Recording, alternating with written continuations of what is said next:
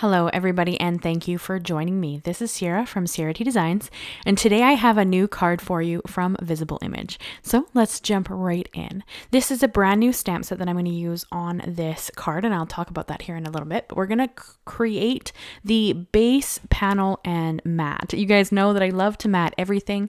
So I have my black shimmery cardstock there and then I also have a panel that I'm going to cut down. These are just some stitched rectangles. I just wanted a little added texture into this card. So I brought in the largest one and then the second largest one so that I could have my layers and then just ran them through my Gemini so that I could cut them out. And they cut mostly well. The black one had a little piece of cardstock that didn't let go. That was okay. I just brought in my little scissors, my mini snips, and just trimmed off that piece that wouldn't let go. You could run it back through the Gemini if you wanted to. I didn't really care about it. It was pretty easy to fix, so I wasn't really worried. And then I brought in 3 pieces of distress watercolor cardstock that I had just sitting around. These were cut down from other panels earlier. And I just wanted to create kind of this fun spring seashell look. So I brought in a couple of different colors of distress oxide spray. I have squeezed lemonade and saltwater taffy.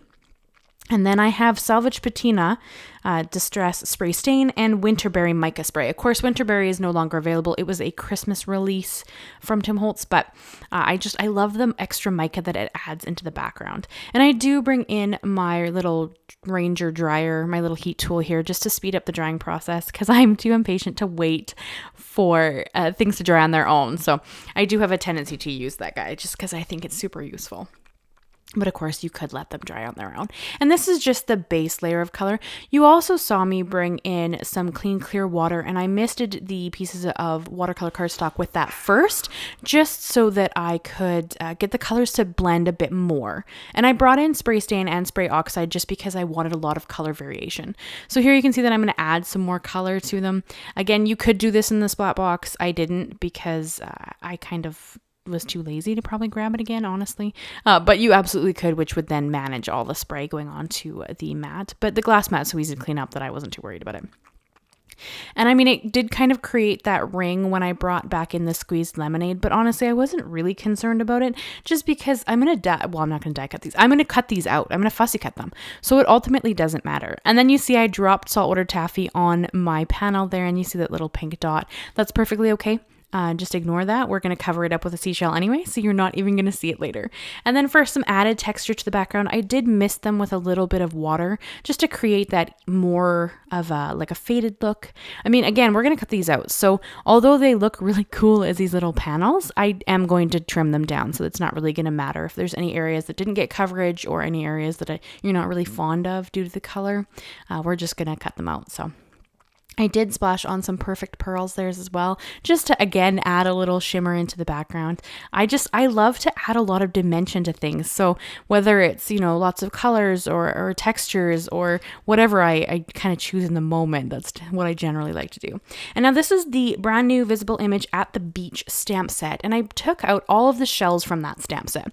And I kind of measured out my pieces of cardstock so that I knew what would fit. My scraps. And I'm going to stamp them down twice on this cardstock because the watercolor cardstock is quite textured. I like the cold press, so it's quite textured. So to get a better stamp, that's kind of what I was thinking. And then I cover it with a fine detail white embossing powder. Now you could have used a color if I had thought about it, I might have brought in a color. I wasn't. I kind of went white, but you absolutely could. I think it would look really cool with that as well. And there are a couple of areas that I got a little bit of excess embossing powder and I just brought in a flat paintbrush and wiped that off. It wasn't a concern because, again, I'm going to fussy cut these out. So the added embossing powder or any areas that you don't really like don't really matter because we're going to cut them out. And I mean, you're going to see here in a minute, I have a little bit of a mistake I have to fix and it worked out really well, so it's okay. So I do stamp them out twice. I do also use an anti-static powder tool, that little bag. I live in a very dry place, so I do have a problem with the embossing powder sticking places I don't want it to. Generally, I don't really care. I kind of just use my paintbrush to wipe it off, but I do try to kind of keep the embossing powder from doing that. However, honestly, I mean, if it bothers you, you might have tested these first, of course, because they are liquid backgrounds, so they had moisture on them, and I did think that they were dry, but there are a few areas where the powder sticks a bit more than it needed to. Again, that was just because I wasn't testing it beforehand. But I think that they turned out okay, and I like how this card came together. So now I'm going to heat set them, and you're going to see the white embossing powder change from that kind of gritty white color to the bright white glossy color, and I think that's really neat. But on this bigger starfish, you see here that I didn't quite get it stamped down well. Not a big deal. I'm going to show you how I kind of fix that when I fussy cut them out. You could, of course, stamp it out again, but I didn't want to waste the colored card that I had made, right? So I just went with it, heat embossed it, and called it a day. So I'm going to fussy cut these all out. I'm only going to show you this little starfish and then the big starfish so I can show you what I did to kind of fix that error. But I just go around, and I left a little border just because these are colored. So I kind of like that almost sticker-esque look, although with these, the border is colored because we colored the cardstock. But if you have any concerns, you could, of course, cut them close to the line, and then you would have it be a little bit more of a solid white area. But I like having that little extra color around the outside. I think that it really adds to this. So I'm going to show you this big starfish just because I want to show you kind of what I did on those edges that don't really have a lot of embossing. Again, it's not a big deal. You could have stamped it again. I just chose to go around them like I would had they been stamped properly. And they just... I think I end up covering them up a little bit later when I do my layout of the seashells, but I like how it looks, so I'm okay with it. So I kind of played with the layout quite a bit to get to here. And sorry I didn't show you that. My head was in the way for most of it, so it wouldn't have helped you to see. You wouldn't have been able to see much of it anyway. But I just laid them out how I wanted them. And then I used a piece of press and seal to hold them all in the way that I had laid them out. Because I don't want to have to guess how I laid them out later. It took me a while to get here.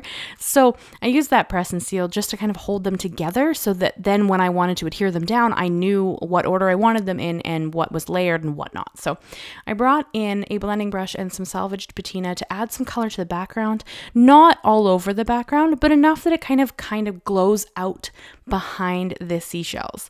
I kind of thought that was a neat look. And I do bring in my piece of press and seal just to see if I have color kind of where I want it, and then add it from there if I need more or not. And in this, you don't need a perfect blend because again, we're going to cover it up with those seashells. So I really just want there to be color and kind of some variation in the color. So if it's a little heavier in areas or a little lighter in areas, that's okay because it's just going to shine through behind those seashells that I've already got. And I did choose salvage patina because I thought it would look really pretty behind these more yellow, orangey, corally shells. So I thought that was really pretty.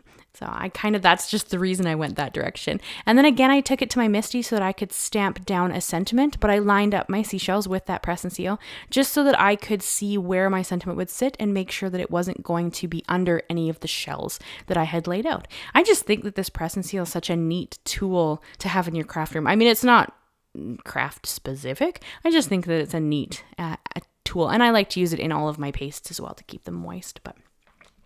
So I stamped this out twice again just to get a really good impression. This is from the same stamp set, the At the Beach stamp set. And then here's where I'm going to bring in my press and seal. And I'm just going to add some Nuvo Deluxe glue behind all of the shells that are in the background. So any of the ones that are layered on top of these, I won't add glue to those. I'm going to leave them on that press and seal. But for these, then I can layer it onto my card front the way I want it. And anything that's behind everything else, the back layer will adhere down to my panel and I can lift up everything that's in the front. So hopefully that makes sense. It's just kind of a trick to keep things in the order that you put them in so that you don't have to fight with them again once you kind of start laying them down. And then I do put a little bit of Nuvo Deluxe glue under all of the shells that were layered on top of each other just to keep them there. And because I wasn't able to do that when I put the press and seal. I mean, I guess you could have, but I feel like they would have shifted around on me and I just felt like this was easier. And then the 3 shells that are left, the little guys, I put thin 3D foam squares on the backs of them so that I could have a little bit of added dimension. One of them is going to fall off of my press and seal, which is totally fine, except that it gets stuck to my glass mat, which is kind of funny. But see it here, it touched the glass mat before I got it to the card, so it adhered to the glass mat. Not a big deal, easy fix, but it did get stuck there. So I did have to put a new foam square onto it. And then I just laid it down on the panel how I thought it was beforehand. So I just think that that's kind of a really neat trick. And that just gives it a little bit of dimension. Now I'm just going to bring in my Nuvo Deluxe glue again, and I'm going to adhere all of my layers together. I do prefer the Nuvo, or actually Barely Art or Nuvo. I like liquid glue, I think is the biggest takeaway from this. It just gives me a bit of wiggle room when I'm laying down my layers, and I do find that I need that time. I have a tendency to eyeball everything, so a lot of the time stuff might adhere crooked, and this just gives me a chance to shift it around until I'm happy with how it's actually laying on top of the panel. So I'm going to use the same liquid glue to adhere this to the base, and I do have a couple of, like, the starfishes are kind of hanging off, the shells are hanging off, but once it's adhered down to the base, nothing's actually hanging outside of the panel or the base, so I don't have to worry about trimming anything off. This will fit perfectly into an A2 sized envelope, no problem, but I wanted that to hang off just because that kind of gave it a little bit of extra interest. And as usual, I put my Misti on top just to weigh everything down so that I didn't have anything curl up. And then because I'm extra and I like all the shiny things, I did have to bring in some gems. I brought in 2 gems from Pink Fresh, then just those, like, kind of the blue tealy color, just because I thought they'd be pretty. And then I kind of alternated them across the front of the panel. And then I'm going to hold this up so you guys can check it out. I like how this turned out. It's different than my usual, but I think that it turned out really pretty and kind of whimsical. So I'm pretty happy with how it came together. I would love to know what you think. So if you leave me a like, leave me a comment, and consider subscribing if you haven't already. I do new videos every Monday and Thursday. Thank you so much, guys, and I cannot wait to see you again soon. Bye-bye for now.